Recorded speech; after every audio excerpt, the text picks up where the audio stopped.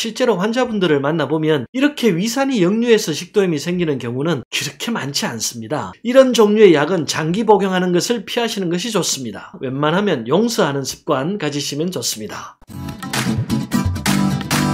안녕하세요. 김순열입니다. 미국 국립의학도서관의 자료에 따르면 미국 성인의 역류성 식도염 유병률이 약 20% 정도라고 합니다. 미국에서도 역류성 식도염은 가장 흔한 질병 중에 하나라고 하는데요. 직간접적인 비용으로 상당한 경제적 부담을 초래하고 미국인의 삶의 질을 떨어뜨리고 있다고 하네요. 우리나라도 음식 문화가 서구화되면서 미국의 추이를 따라가는 추세를 보여주고 있는데요. 건강보험심사평가원에 따르면 역류성 식도염 환자가 최근 꾸준히 늘면서 매년 400만 명 넘게 치료를 받고 있다고 합니다. 특히 20, 30대 환자가 100만 명에 다다를 정도로 젊은 층도 크게 늘어나는 추세인데요. 요즘 젊은 사람들 식생활도 문제지만 스트레스가 너무 많은 게 원인인 듯. 이제 역류성 식도염이 다른 나라의 일이나 다른 사람의 문제가 아닌 거죠. 역류성 식도염이 치료도 상당히 까다롭고 만성화되는 경우가 많기 때문에 근본 치료를 위해서 한의원을 찾는 환자분들도 점점 늘어나고 있습니다. 역류성 식도염은 산성을 지닌 위 내용물이 식도로 역류하면서 식도 내벽에 염증과 궤양이 생기는 질환입니다. 요즘은 역류성 식도염이라고 부르지 않고 위식도 역류 질환이라고 부르죠. 그런데 대부분 그냥 역류성 식도염이라고 합니다. 역류성 식도염은 증상이 아주 많죠. 합병증도 다양하게 발생합니다.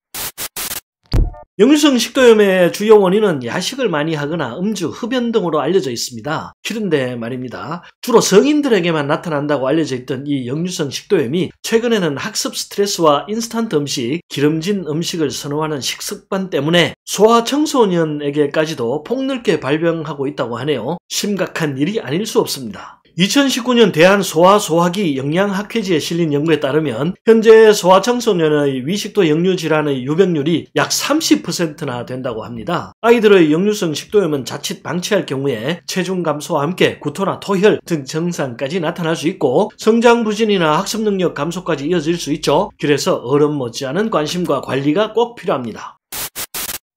그렇다면 역류성 식도염은 왜 생기는 것일까요? 역류성 식도염은 하부식도괄약근의 기능장애로 인해서 발생합니다. 하부식도괄약근은 위 내용물이 식도로 들어가는 것을 막는 역할을 하는 식도 바닥 쪽에 있는 근육골이죠. 하부식도괄약근이 제대로 닫히지 않으면 위산과 기타 내용물이 식도로 역류해서 식도에 염증을 유발하는 거죠. 역류성 식도염 발병 위험을 증가시킬 수 있는 다른 요인으로는 비만, 흡연, 특정 약물과 특정 음식이 있습니다. 그런데 말입니다. 실제로 환자분들을 만나보면 이렇게 위산이 역류해서 식도염이 생기는 경우는 그렇게 많지 않습니다. 오히려 스트레스가 원인이 되는 경우가 더 많죠. 지속적인 스트레스로 자율신경에 이상이 생기고 교감신경이 흥분하면서 식도 점막이 말라버리고 염증이 생기는 경우가 더 많습니다.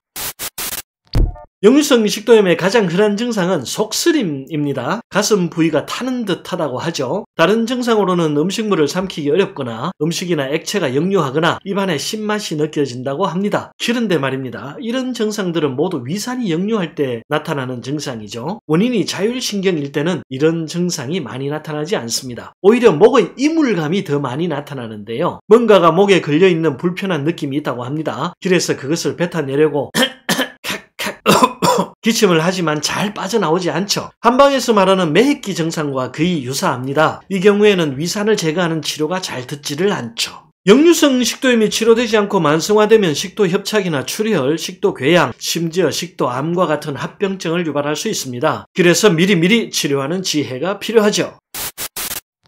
일반적으로 가장 대중적인 역류성 식도염 치료는 식도로 역류하는 위산의 양을 줄이는 것입니다. 그래서 병원 가면 제산제나 히스타민 분비를 억제하는 H2 차단제, 아예 위산의 생산을 막는 프로톤 펌프 억제제, PPI를 처방해 줍니다. 그런데 말입니다. 이런 약들은 모두 위산이 모든 것의 원인이라는 뜻을 담고 있습니다. 위산이 원인이 아니면 효과가 없죠. 오히려 위산 분비를 막기 위해서 위장의 혈액순환을 막아버리기 때문에 위장의 건강한 세포 재생이 잘 되지 않고 위장의 힘이 약해져 버리는 결과를 초래합니다. 식도도 마찬가지죠. 그래서 진짜 위산 역류로 목이 심하게 따갑고 아프거나 속쓰림이 심하거나 신물이 울컥울컥 올라올 때가 아니면 이런 종류의 약은 장기 복용하는 것을 피하시는 것이 좋습니다. 그럼 어떻게 해야 하냐고요? 제가 일전에 역류성 식도염 관련 영상을 몇 개 올렸는데요. 역류성 식도염일 때 절대 하지 말아야 할 것 3가지. 이것을 매일 먹으면 역류성 식도염이 싹 사라진다가 있습니다. 참고해 주십시오. 관리법과 치료법은 이 영상들 참고해 주시고요. 오늘은 역류성 식도염 치료를 위한 생활습관 7가지 알려드리도록 하겠습니다.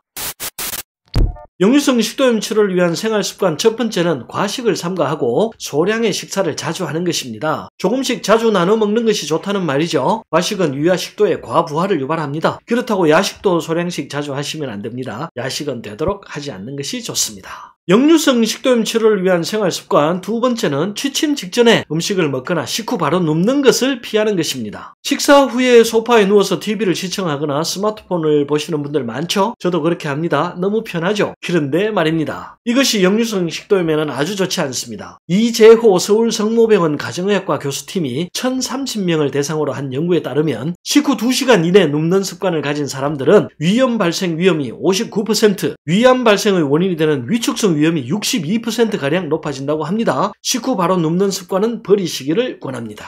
역류성 식도염 치료를 위한 생활습관 세 번째는 산성 또는 매운 음식, 지방이 많거나 튀긴 음식, 카페인, 초콜릿, 페퍼민트, 알코올, 담배와 같이 역류 증상을 유발하는 음식들을 피하는 것입니다. 이런 음식들이 하부식도 관략근을 약화시키고 염증을 유발하는 원인이 됩니다.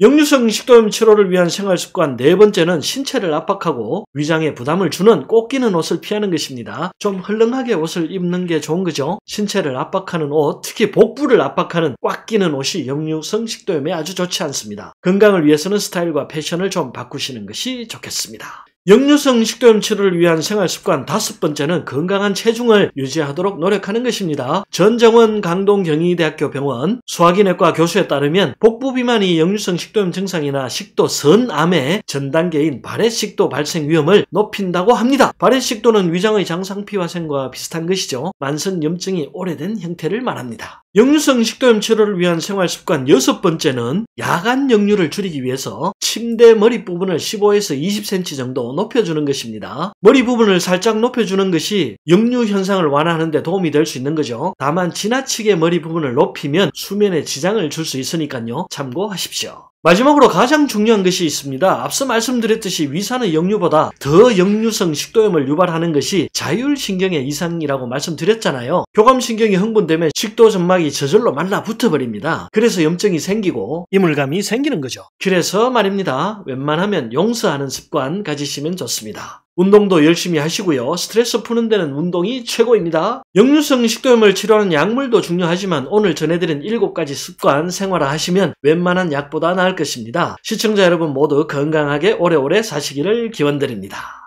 감사합니다. 구독과 좋아요 눌러주시고 많은 분들과 영상 공유 부탁드립니다. 더 좋은 내용으로 다시 찾아뵙겠습니다.